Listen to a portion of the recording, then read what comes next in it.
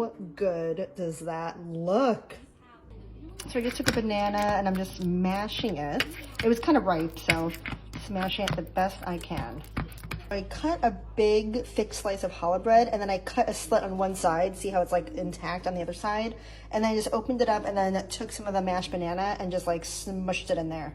For the custard, I have 2 eggs, some milk, brown sugar, vanilla, a little nutmeg, a little cinnamon, and did I say vanilla? If not, vanilla. And then I'll just whisk it all up, and then we'll put some of that in there and make French toast. Oh, yes.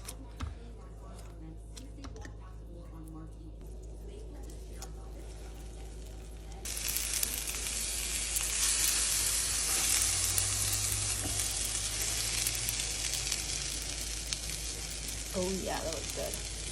Oh yes.